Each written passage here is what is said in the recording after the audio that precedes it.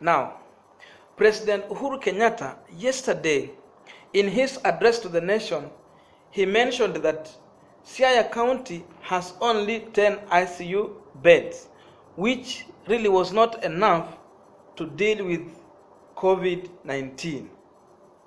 After these remarks of the president, I saw how people floated on the social media, on Facebook, Twitter, everywhere, criticizing this issue, and they were blaming a number of people there.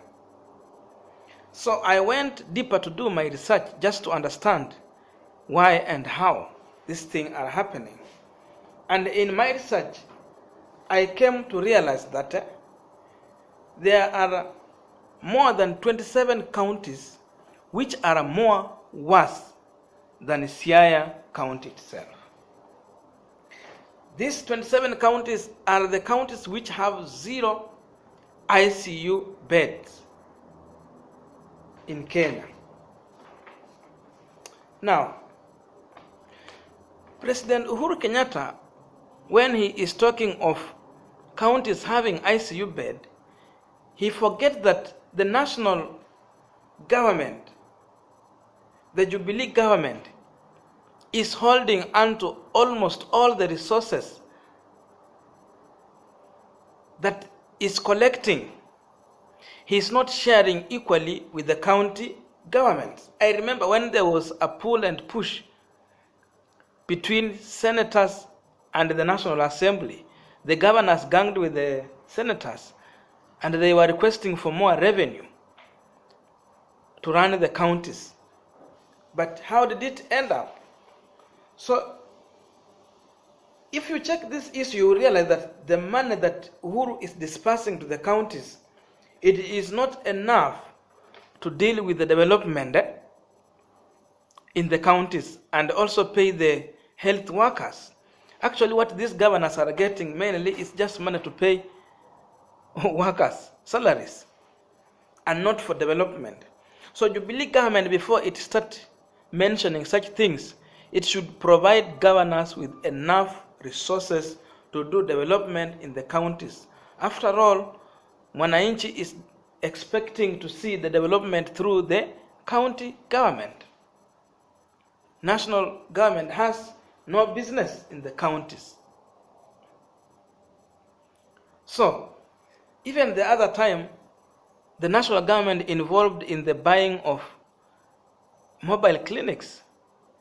How did that one end up? The mobile clinics are still rotting in Mombasa. It was never piloted. It was never put into function up to date. And yet we are talking of the capacity that we don't have. And you will also realize that in the counties that they are likely to have this ICU bed, is either these counties, they were either the former regional headquarters when we had regions, the 8 regions. These are the counties which might be having these resources, because of course they were having a regional,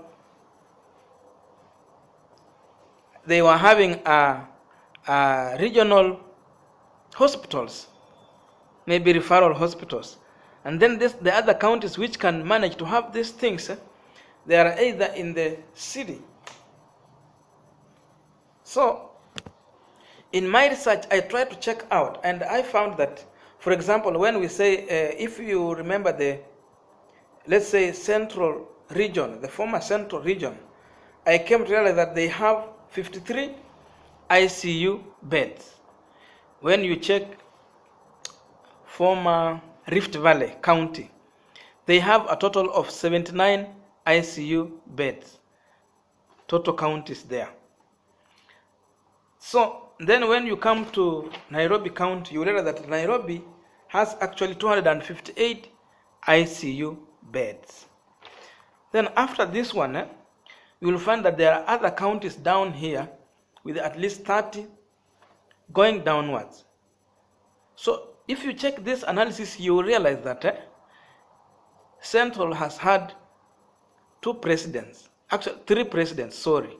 And through these 3 presidents, they managed to have resources at their disposal.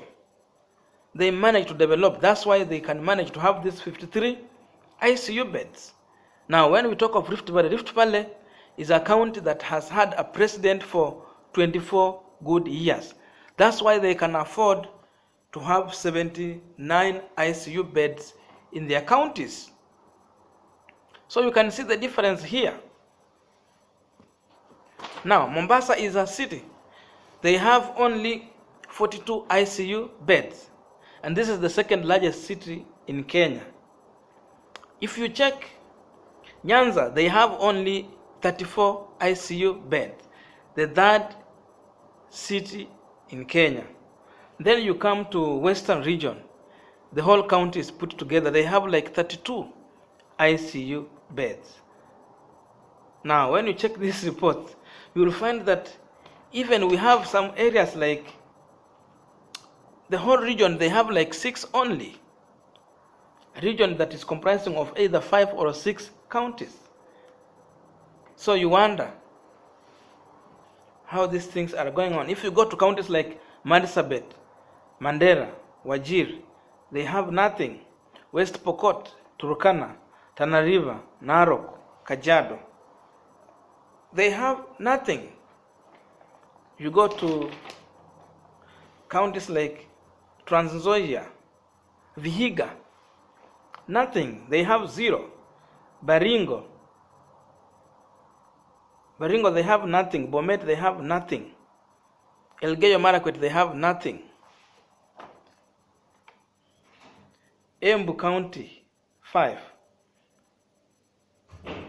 You go on Kitui, they have nothing. No ICU beds. So if you check this report, you can realize that there is problem in Kenya. But this problem, for me, I believe is caused by this Jubilee government. It is not giving enough resources to county government. For example, if you see Kakamega, it can have number of beds because Kakamega, it was serving as Western region. It was the headquarters. So they can have some hospitals there. But now the other districts, which were given to be counties, what will happen to them? They don't have the capacity. Now, if you check on this analysis, you will come to realize that there is power in presidency. Once you have presidency, you have development.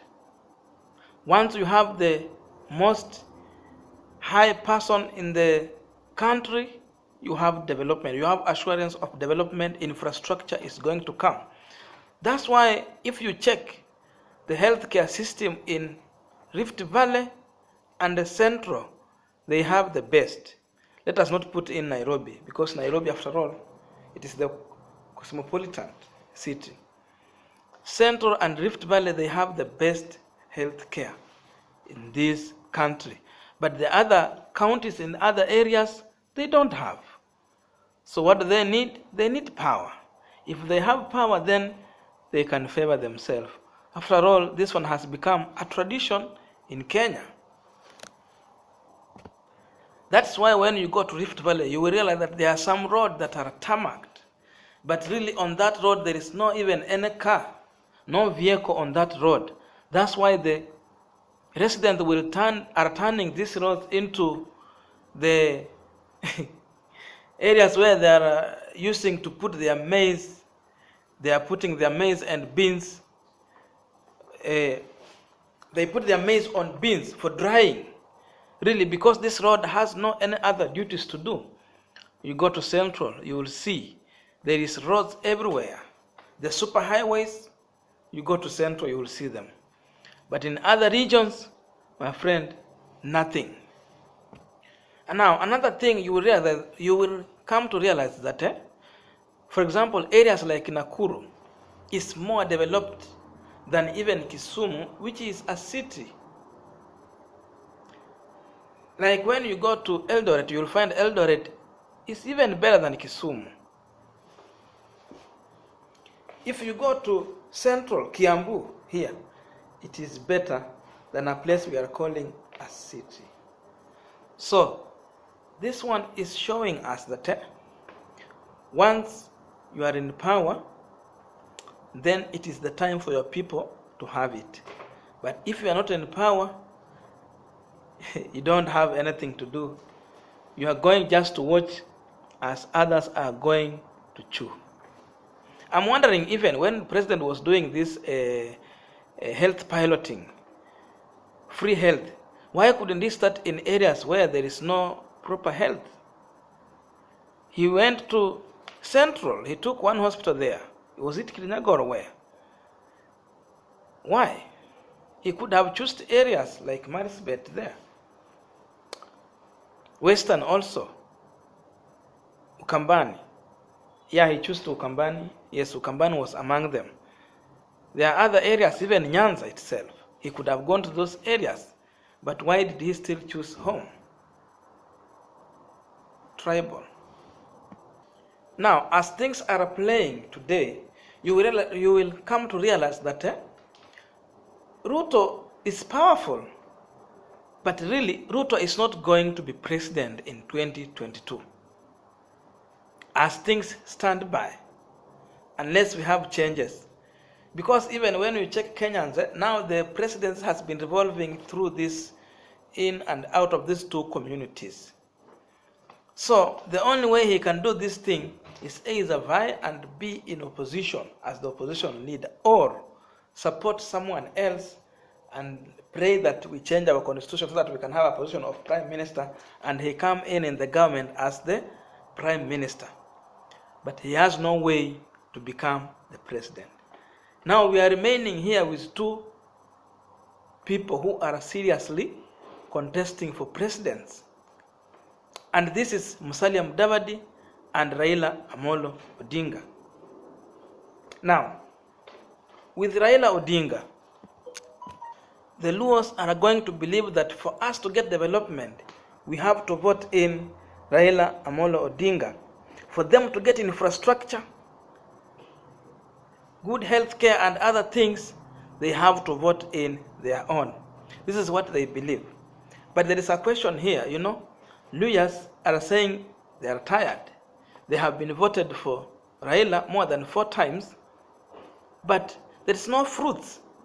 So you realize that also Luyas are coming out clear saying that we have Mudavadi. Now we have to try our own for us to get infrastructure. Like if you check Western now is backward too much. Why? Because they have not had this president. So they believe this time round they have to front Mudavadi for them to get these presidents. So it's either Luyas to come together and support their own,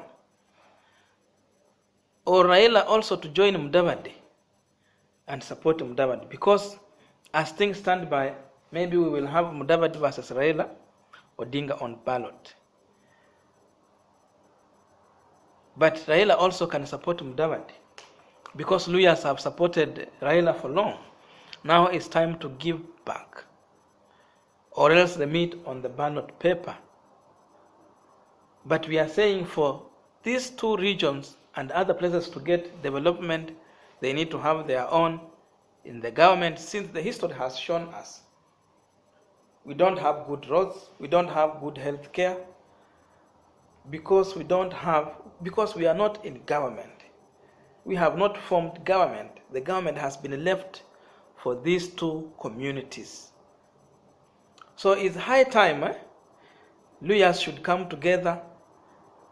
Even let's say Luos also should come together. But they have to decide and support someone to go into the power and bring development.